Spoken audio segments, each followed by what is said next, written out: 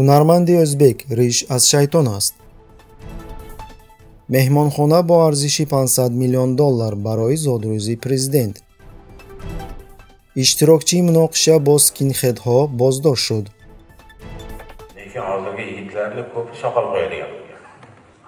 ҳунарманди ҳалқи Ӯзбекистон Ёдгор Саъдиев гузоштани риш аз ҷониби ҷавонони ӯзбекро танқид карда, онро як зуҳури шайтонӣ номидааст. Видеонавор бо изҳороти мазкур рӯзи 17 июн дар шабакаи интернет нашр шуд. Shayton soqol deydi, shaytonga o'xshaydi. ҳунарманд мӯътақид аст ки чунин рише ки ҷавонони Ӯзбекистон бештар мегузоранд, риши шайтонӣ мебошад. ин изҳорот тӯфони хашм ва танқидро алайҳи Саъдиев ба бор овард. баъзе порталҳои исломӣ суханони ҳунармандро таҳқири ислом номиданд ва истифодабарандагони шабакаҳои иҷтимоӣ аз ӯ даъват карданд ки ба чизе ки намедонад дахолат накунад. масалан, яке аз корбарони Facebook Муродбек Фозилов дар бораи ин видео чунин шарҳ дод.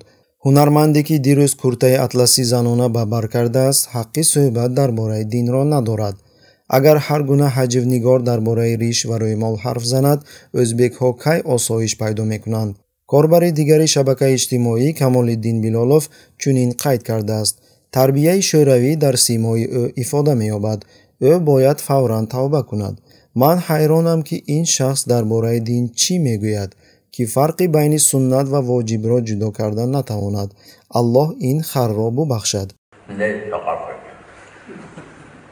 Shayton soqol deydi, shaytonga o'xshaydi.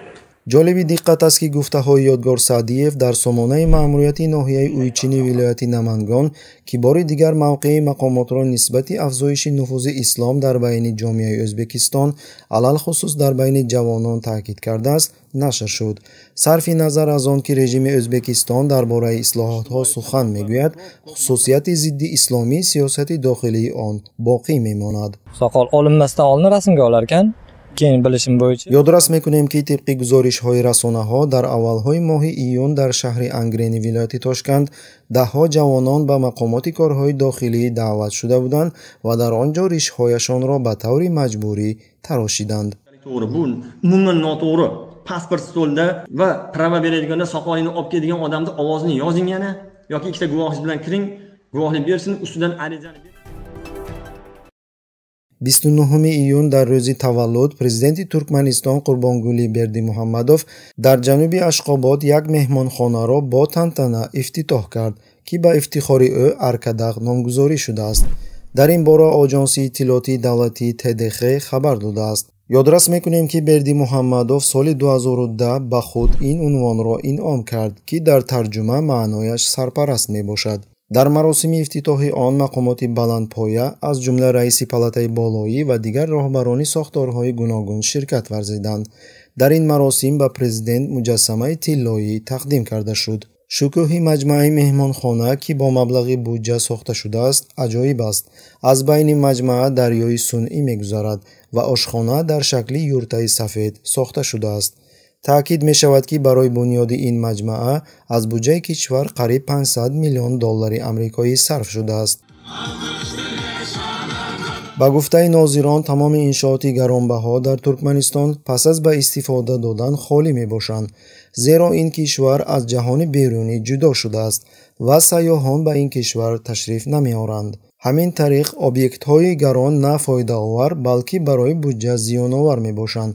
барои нигоҳдории ин объектҳо маблағи калон ҷудо карда мешавад ва ин ҳама дар ҳолест ки кишвар бӯҳрони шадиди иқтисодиро аз сар мегузаронад.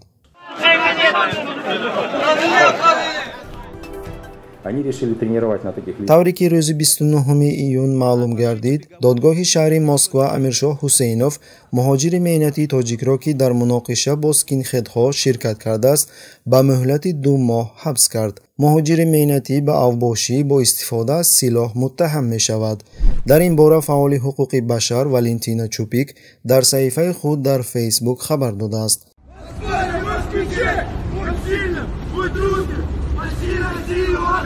ёдрас мекунем ки рӯзи 23 июн як гурӯҳ скинхедҳо дар кӯчаи Толбухина дар шаҳри Москва мегузаштанд ва шиорҳои Русия барои русҳо, Москва барои москвагиҳоро мегуфтанд. аммо як гурӯҳи муҳоҷирон аз доғистон ва кишварҳои осиёи марказӣ муқобили онҳо омаданд, ки дар натиҷа муноқиша сар зад. наворҳое ки дар шабакаҳои иҷтимоӣ паҳн шуданд нишон медиҳанд ки чӣ гуна ҳангоми муноқиша скинхедҳо рақибонро бо кор таҳдид мекарданд ва ҳатто яке аз онҳо бо тапонча таҳдид мекунад. баъдан ҳамаи иштирокчиёни муноқиша аз ҷониби полис боздошт шуданд.